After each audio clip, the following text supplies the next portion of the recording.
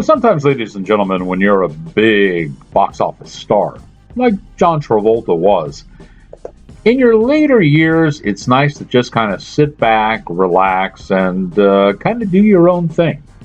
Now, the best person I can think about this is probably Steven Seagal.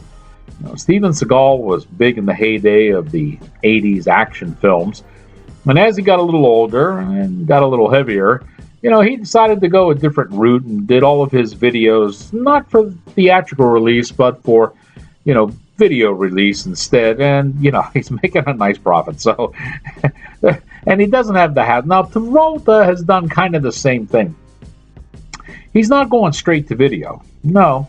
But a lot of his movies are not getting the real big theatrical push because they're not coming from the big studios. Instead, Travolta has signed up with a lot of independent movies, and in doing that, he's kind of brought along a lot of his friends, comrades, and as a result, they star in movies that are actually kind of fun to watch. Cinematic class is about to begin, and the professor is here.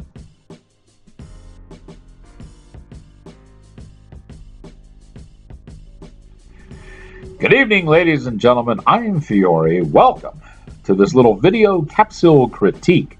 Today's lesson plan is trading paint.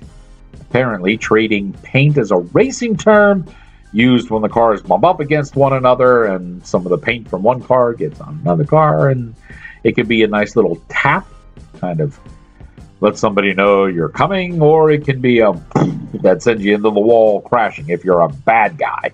And of course, there are nefarious no-goods in this movie, Trading Paint. It stars John Travolta, and as I said in the open, he's brought a few of his friends along with him. Michael Madsen plays the antagonist, always a good part for him. Shania Twain plays the love interest, she plays Becca. And Kevin Dunn is along in this. He's kind of Travolta's sidekick, and he does a real nice job. Now, this movie, like I said in the beginning, is not being released by one of the big major studios. It's coming from an independent, and the last 2 or 3 of Travolta's films have done that. It's actually kind of a smart move because you get to relax a little bit. You don't have the pressures of the big studio. You don't have to go on the tour circuits. They don't force you to make appearances. Just kind of release your movie and let it ride, and that's not a bad thing. What makes this movie interesting, and I should say right from the beginning that I hate racing. I just don't see the appeal of people constantly making left turns at 200 miles an hour. It just sorry. Now, for those of you that like it, hey, fine. Go to your stadiums, watch it, have a good time. I don't care. But me, and as a result, movies that are about racing usually bore me to tears. Movies like Days of Thunder with Tom Cruise, Winning, Paul Newman. You had Le Mans that had Steve McQueen in it. Grand Prix. What else were some of these other ones? Born to Race, Redline, Need for Speed. I hated all these movies. I mean, they weren't that good. Couldn't hold my interest. This one I liked. And it's not. I think it's because there's more of a concentration on the characters than there is on the racing. In fact, I got to tell you, the racing problem, because it's a small and an independent studio, they didn't have a big budget to get, crowd shots from big stadiums and a whole lot of cars. So kudos to director of photography, Jose Montero, because he uses extreme close-ups, especially during the racing scenes, so that basically you see the driver in the car and kind of the background is a little blurred out, so you don't see that there really aren't a lot of cars on that racetrack. And the same thing with the crowd. They do close shots so that you can see there's a lot of people standing around, but there's not crowds. It's the same ploy they do when politicians go out and speak and they say, oh, he had a big crowd, but you see a shot this big with 4 people. Yes, that type of thing. So it's effective. It's cinematic ploy, a camera trick, but it's very effective in this. And the budget's got to be a little bit small. As I was saying, the thing that's good about this is the characters. These actors are quality actors, and as a result, they're able to get you interested in the characters. Now, the script was written by Craig Welsh and Gary Girani, and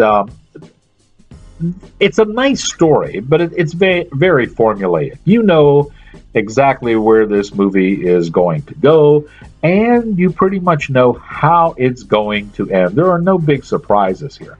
It's just watching the interaction of these actors, bringing these characters to life, that is a lot of fun, and what I enjoyed in watching this movie, Trading Paint. It's probably one of the few race car movies, that I sat through and didn't like cringe and just couldn't get into it at all, because the emphasis is not so much on the racing as it is the interaction with these characters. You could probably put any type of sport in here, make a little bit of adjustment, and the story would still hold. The movie is called Trading Paint, and if you're lucky enough to live in one of the big cities, say in the top 20, you'll probably see this at some of your theaters being released at the end of the month. However, if you're not, it will be out on VOD, video on demand, on a lot of your streaming services. So if you have an interest somewhat in cars and car racing, and you want to watch a nice, cute little story that you're probably very familiar with already, and watch the interaction between Michael Madsen, Travolta, Shania Twain, and Kevin Dodd, I think you'll enjoy this. It's called Trading Paint. That's probably one of the few racing movies I was able to sit through and say, yeah, that was pretty good. It wasn't bad. Trading Paint. You can read my full review on the blog. That's outtakeswithfiore.blogspot.com. Now that you have learned what you have learned, you're into your lesson.